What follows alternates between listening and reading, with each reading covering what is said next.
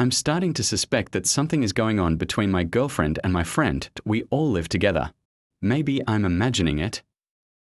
I'm just on edge, because if my suspicions turn out to be true, our life under one roof will turn into hell. Please tell me I'm just going crazy that I'm 22.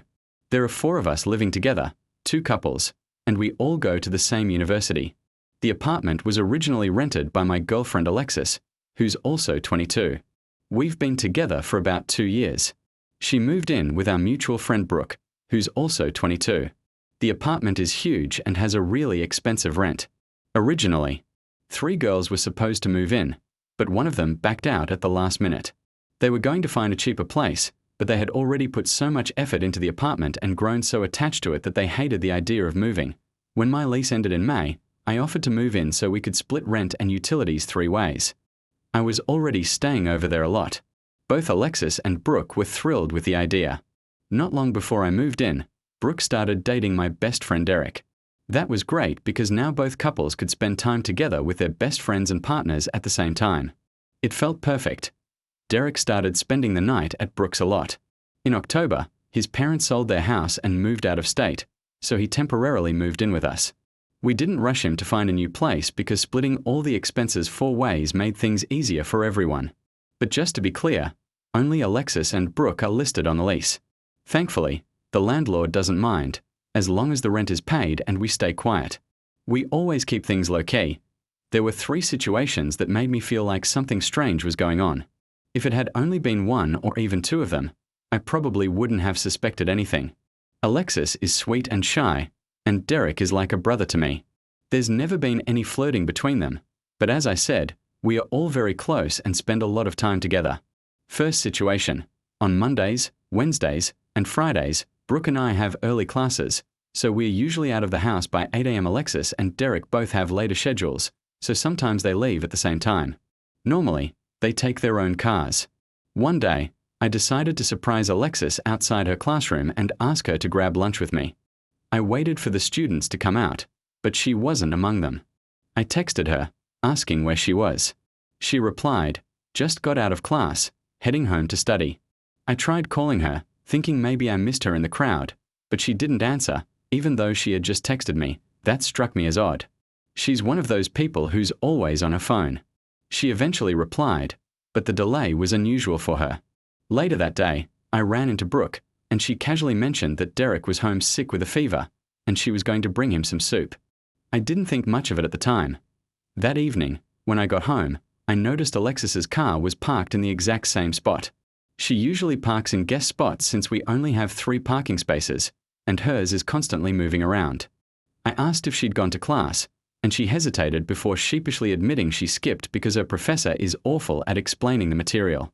She knows I hate when she skips class, especially since her grades had slipped before, though lately she'd been trying harder. I kissed her and told her I trusted her judgment. While I was doing the dishes, she said she probably wouldn't do that again because being home alone was super boring. I laughed, and we went about our evening, but when we got into bed and I was drifting off to sleep, it hit me. She shouldn't have been alone. Derek was supposedly homesick. She was still on her phone, so I suddenly sat up and asked, "Was Derek home today?" Brooke said he was sick. She looked startled, maybe because I suddenly jolted up and asked something weird. She replied that he might have been around in the morning but then went out to run errands, but she wasn't sure. Later, after other events unfolded, I realized how scrambled and suspicious that answer sounded. But maybe I was just overthinking. Second situation. I went to take out the trash in the kitchen and noticed a condom wrapper, the exact brand Alexis and I use. It wasn't out in the open, just slightly tucked behind a cereal box, but the distinctive packaging color immediately caught my eye. Brooke and Derek always use a different brand, the free ones from the University Health Center. Ours are expensive Trojans. It struck me as odd, because we usually throw those away in our bedroom trash, and we never leave stuff like that in the kitchen. Plus, because of exams and general stress, Alexis and I hadn't been intimate in a while. I didn't dig through the garbage to look for a used condom. I just went to our room to see if anything was missing from our supply. But we buy them in bulk, so it was hard to tell. My first thought was that Brooke and Derek ran out and grabbed one of ours without asking. That annoyed me. They could have at least said something. Later that evening, I casually brought it up to Alexis, and her eyes went wide when I shared my theory. Her reaction was, Intense. She's usually very calm, but she got upset fast, saying that would be a huge invasion of privacy. I offered to talk to them about it, but she immediately shut that down and made me promise I wouldn't bring it up unless it happened again. She just didn't want to have that awkward conversation. That struck me as strange. We are all pretty open about sex stuff, especially since we live together. But maybe Alexis was just embarrassed. She's from a conservative small town and rarely talks about those kinds of things. Third situation. Derek and I are on good terms with the guys in the apartment next door. They're graduates from our university. We don't exactly hang out, but we chat about sports in the hallway and joke around. If someone's too loud, we just ask them to keep it down. No drama. Last Monday was a holiday. I left the apartment when no one else was home and ran into one of those neighbors. We chatted about football, and then he said something that caught me off guard. One of the couples in your place are really into morning sex. The walls are thin. I laughed. Alexis and I did sometimes fool around in the mornings on weekends when the house was empty. Brooke and Derek usually go out of town on weekends to see her parents, about an hour and a half away, but then, later in the day, it hit me. Lately, we hadn't been doing anything in the mornings. If anything, it was rare even at night. So he must have meant weekdays. My stomach dropped that I wanted to ask him for clarification, but the moment had passed. And, well, how do you even bring that up without sounding like a paranoid freak? So, that's the story so far. Am I going crazy and seeing signs where there are none? Or is something really going on? If I'm right, what the hell do I even do? I don't want to confront Alexis yet. First, I don't want to look like a jealous psycho if nothing's happening. Second, if something is happening, I don't want to tip them off so they get more careful. I've thought about swinging by the apartment in the morning when they're both home, but I have no idea how to pick the right time. If I show up too early or too late, it might spook them. So here's where I pause this and ask, what would you do in my shoes? Are my suspicions valid? Let me know in the comments. First update, most of you told me to either talk to Brooke or try to catch them in the ACT, so I decided to do both. On Sunday night, everyone was back at the apartment.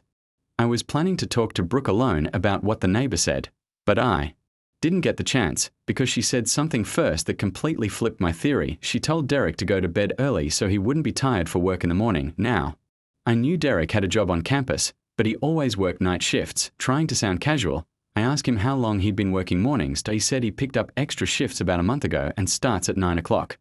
I usually leave around 7:45. So I guess I wouldn't have noticed. The rest of the night, my mind spiraled. Was he lying? Is he still home in the morning sometimes? Or is Alexis seeing someone else, like some of you guessed? Or maybe I really am just a paranoid loser. I went to bed completely drained and confused. The next morning, I headed to class like normal, running on autopilot. My mind was spinning. Do I go home and check? Or stay on campus because I have too much to do?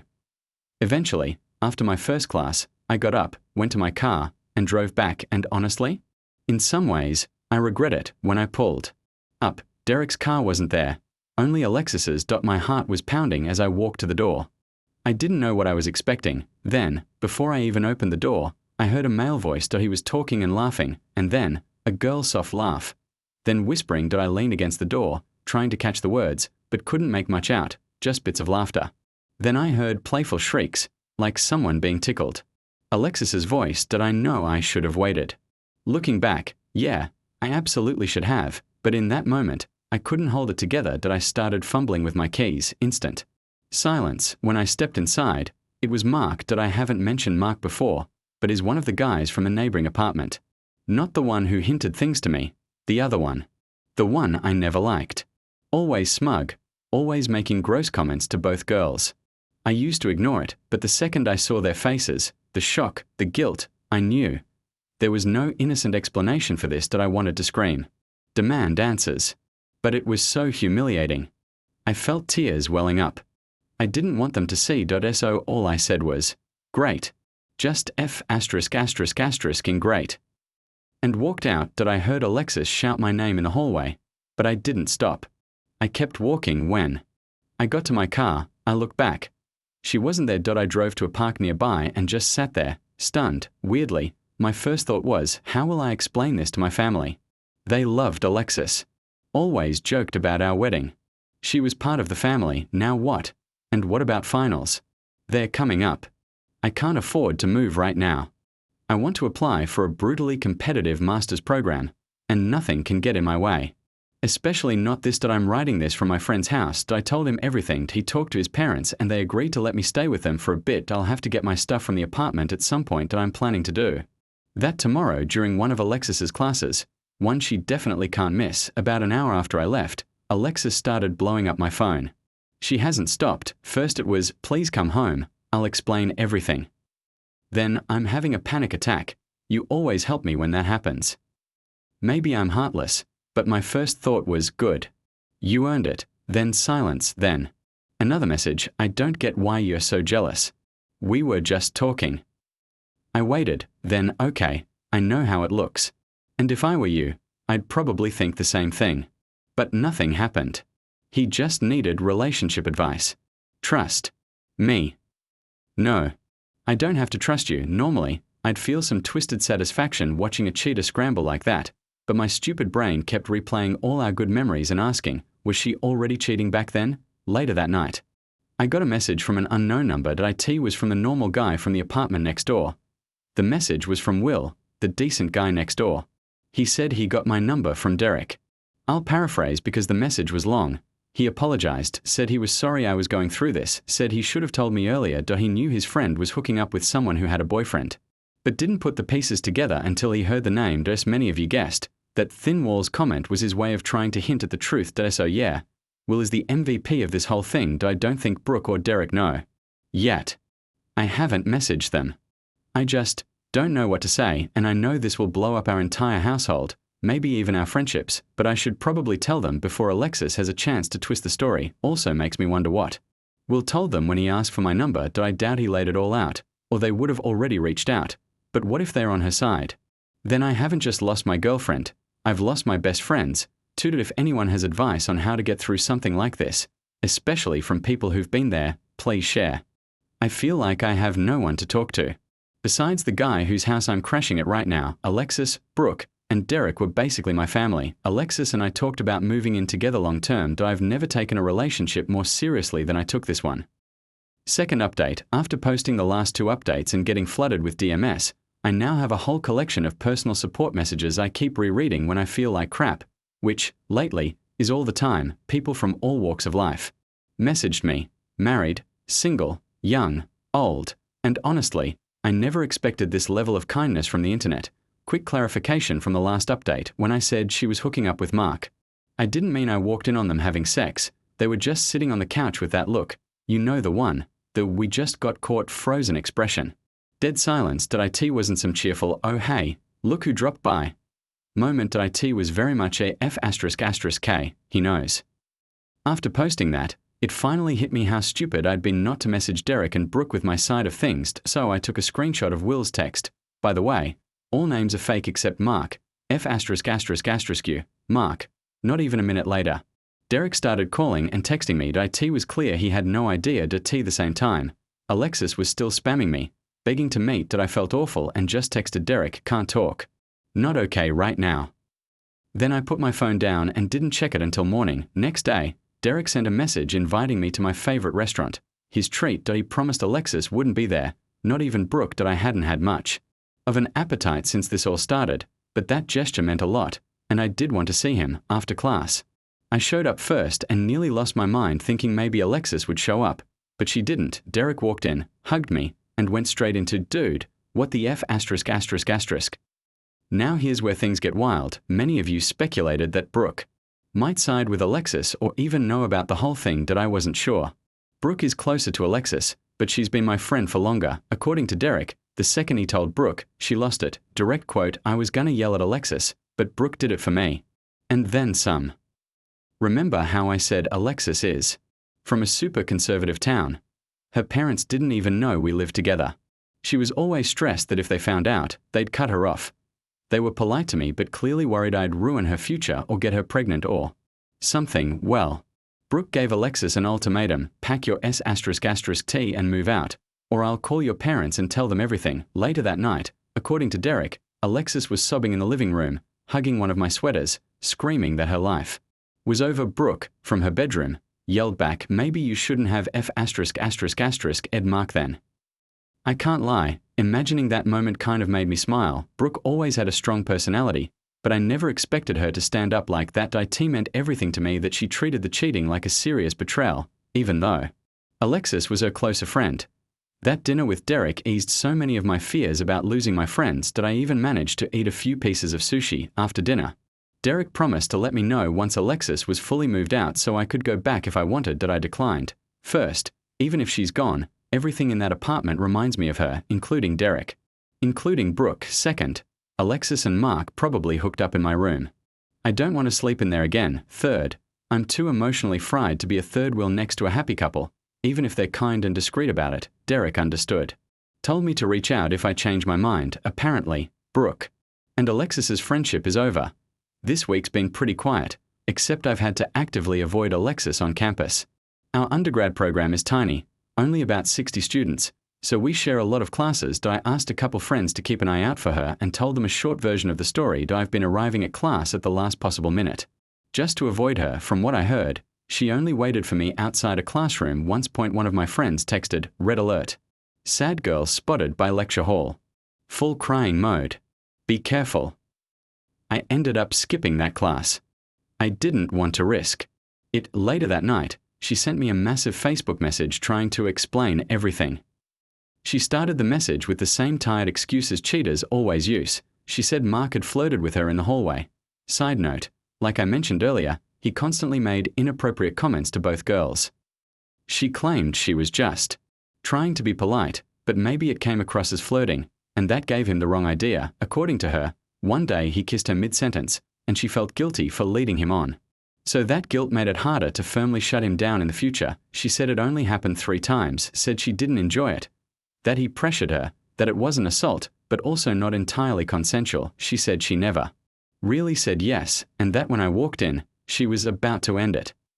She said she'd understand if I needed time and space, but she was willing to do anything to fix things, anything. She said she'd spend the rest of her life making it up to me, that she'd treat me like a king, never make me cook, clean, or do laundry. Again, she'd give me full access to her phone and passwords. She even offered to install Life 360 so I'd always know where she was. Said she'd cut off all contact with Mark and every other male friend, just in case. Basically, sex anytime, anywhere, and full surveillance. Sounds super healthy, right? I didn't reply. Honestly, I was tempted to keep her on social media just to watch the circus unfold. She was already posting sad statuses, breakup song lyrics, and quotes from our song. But I knew myself that if I left that door open, I'd keep rereading everything, scrolling through old photos, digging through her profile. So I just blocked her. A couple hours later, Derek messaged me, "She's screaming and crying because you blocked her." Now for the better part, the family I'm staying with. Amazing people that I felt awkward crashing in their home, using their electricity, taking up space. So I offered to pay rent and chip in on utilities. I don't have a job, but my parents give me enough money for rent and food. They refused. The dad said, "First month's on us. If you need to stay longer, we'll talk." And winked. Apparently, they've done this kind of thing before, taking in their daughter's friends in rough patches. They're not new to this kind of kindness. Still, I'm beyond grateful. As for Will, the good neighbor, I called to thank him. I'm not ready to invite him to dinner just yet, but I will eventually. He apologized again and said he can't stand Mark, not just because of Alexis, but because of a bunch of other things he didn't get into. According to Will, Mark's been pretty quiet lately. Told one of the guys he got dumped. Good. F asterisk asterisk asterisk that guy. I don't want to think about him anymore. That's pretty much everything I wanted to share in this update. I still plan to stay friends with Derek and Brooke, but I'll keep some distance. They just remind me too much of Alexis. I texted Brooke to thank her for kicking Alexis out. She replied that she would have done that no matter what, even if I wasn't coming back. She promised to let me know once Alexis was completely moved out so I could grab the rest of my things. In the meantime, I've been studying hard, working on my grad school applications, and spending time with a friend whose family took me in. Last week, I posted in our university's housing Facebook group, saying I was looking for roommates for next semester already. Got a few responses. I'm going to wait until after finals to tell my parents what happened. Right now, my mom is asking a million questions about everything, and I'm just not ready to relive it all again. Thank you, all of you, for being here. You seriously helped me through some of the darkest moments of my life. Third update. Honestly, I wasn't planning to post again, but so many of you kept asking for an update, and after all the support I've received, I feel like I owe it to you. Finals are done, and all things considered, I did pretty well. It all hit me like a ton of bricks, honestly, not just the cheating. But the emotional fallout. I deleted all our pictures together. Tossed anything that reminded me of Alexis. Removed our songs from my playlists. We had been inseparable since we met. That's more than 2 years of memories. It was brutal. But I wanted a clean slate before New Year's. Cliché. I know, new year, new life. Or something. One commenter messaged me something that haunted me. They said that Alexis, after losing her friends, boyfriend, and apartment, might do something to hurt herself. As dramatic as that sounds, I couldn't shake it. What she did was awful, but I wondered if one last, honest conversation might help both of us move on. Help me find closure. Help her understand it's really over. So I texted her, if you want to talk, we can meet somewhere. But there's no coming back from this. Please don't ask. She replied almost immediately, asking when and where. We agreed to meet at a coffee shop near campus. When I walked in, she was already there. She stood up to hug me, and I pulled back. She flinched, like a puppy that's been hit. I felt bad, but I just wanted to get it over with. We started with small talk. She asked how I was, how finals went. I cut her off. Were you unhappy with me? Her eyes went wide. She started rambling. No, and then stopped. So I asked again if everything was okay. Then why did you cheat?